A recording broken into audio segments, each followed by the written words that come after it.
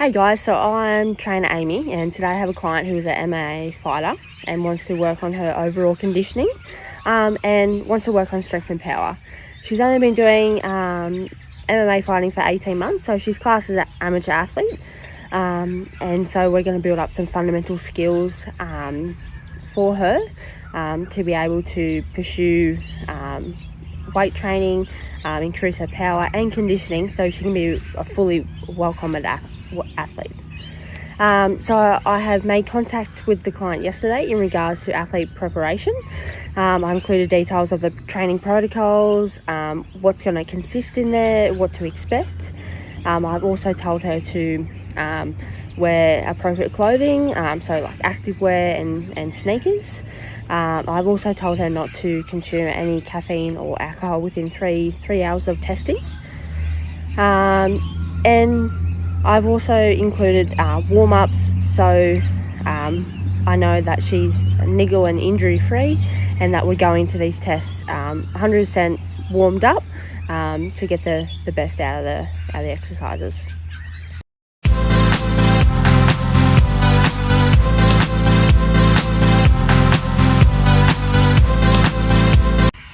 So the first physical performance test that we're going to do with Jess is a T-test. And the T-test is a pre-planned change of direction speed test, basically. The T is also an agility test as well. Many different sports emphasise some extent of agility or agility work, and for Jess it is very important throughout her MMA sport to develop a bit more agility to be a fully well-combated athlete. The use of agility allows the athlete to react to a stimulus, to start quick, efficiently, change direction and stop quickly, all in a smooth and effective and repeatable manner. Some agility tests include elements of processing, reaction time, perception, anticipation, and decision making. And these are subtitles as reactive agility tests. And the T-test touches on a number of these, which is great.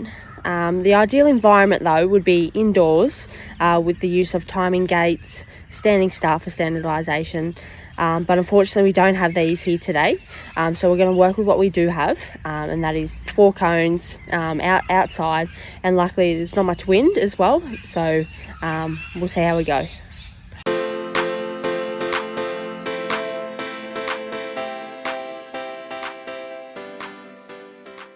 Okay. Hey guys, so we're going to do the T-test today. So what we're going to do, this is cone A, cone B, cone C all the way up there, and cone D.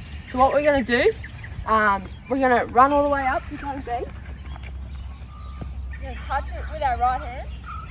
We're going to side shuffle to C, touch with our left. Come all the way over to D.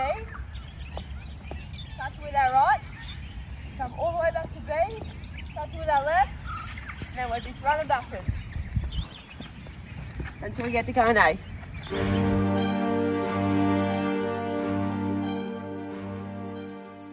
When you're ready.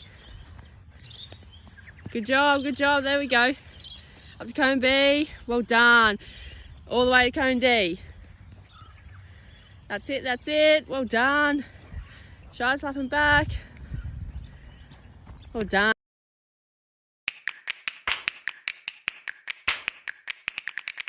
When you're ready.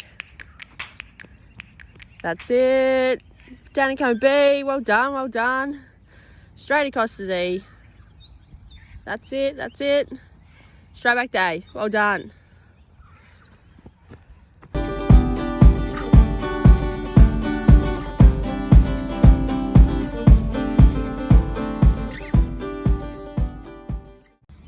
So for our second physical performance test, I chose the burpee test. And the reasoning why I chose the burpee test over a standard push-up test is because the burpee works in all the planes of motion and works all the limbs as well, which is sport-specific to why I chose it.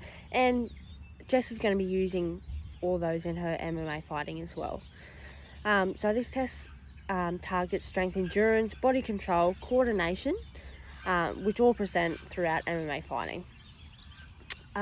So what the burpee test involves is the client undertaking maximum burpees within a 30-second time period, and then that data being calculated upon normative data as well. So how to do the push-up test is you stand with your feet in standing position, like so. What you do, you erect your arms out onto the ground, and from here, jumping down onto a plank with hands out in front of you. The legs then thrust back and into a push-up position with your shoulders and your heels in a straight line. Your chest must hit the ground, and your hips must be fully extended. From here, jumping back up into a squat position, and then coming all the way up until your arms make a clap at the top, and that counts as 1 rep. But I will fully demonstrate that when we get into doing that testing. Alright guys, so now we're going to do a burpee, and more specifically the burpee test. So what it involves, standing in a starting position, and what we do from here, we come down, place our hands out in front, we're coming down, chest is hitting the ground, jumping all the way up, and our hands are clapping up above to make it a rep.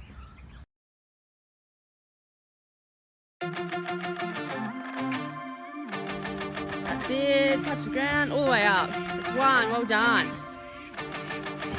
2, that's it, smash them out. 3, well done, well done. 4, excellent, excellent. That's it, that's it.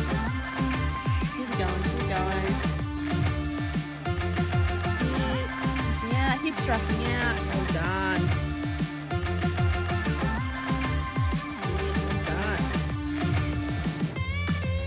Excellent.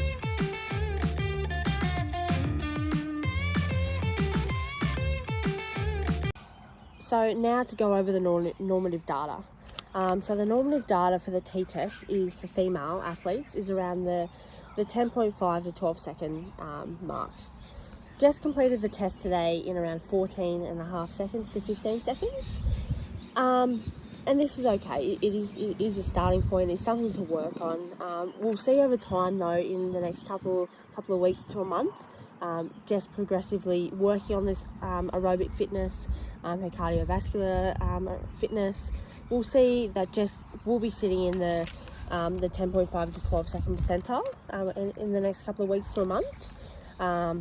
When all this training has adapted and she's adapted to the stimulus and has worked up her fitness. The normative data for the burpee test, so within the 30 second time, a good result for males is greater than 16 burpees, and for females anything greater than 12 is good. Just hit 14 burpees today within the 30 seconds, which is great. It's a really great starting point, really great foundation point as well, and it is definitely something to improve on and keep on improving. And we'll see in the next month, just as data with the agility test and with the burpee test will correspond.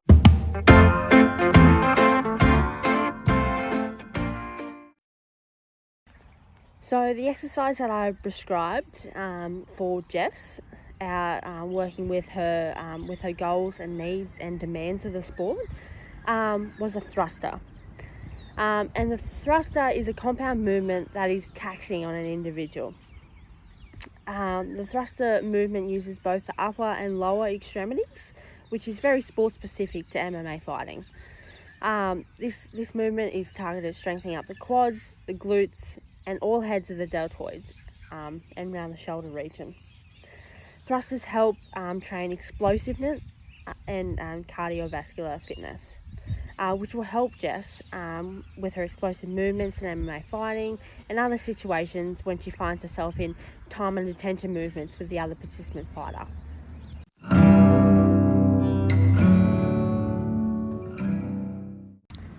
So how to perform the thruster. You stand with the bar at your feet, hold and grab the bar with hands slightly wider than shoulder width apart. Keep your elbows as high as you can and lower into a squat position. Keep your knees wide apart and keep your heels down and lower until your thighs are parallel with the ground. Drive up through your heels using your glutes and quadriceps. Maintain that momentum as you come up to the top of the squat, and use it to help you push the bar up above the head when your arms are locked and your elbows are in near your ears, like so. Bring the bar down to your chest, and this shows one completion of a rep. Ready? Go. All right, so we're going to grab the bar just slightly wider than shoulder width, just like so. So we're coming up like this, and we're injecting our hips out, coming down like this, coming all the way down to a squat, and then we're pushing up.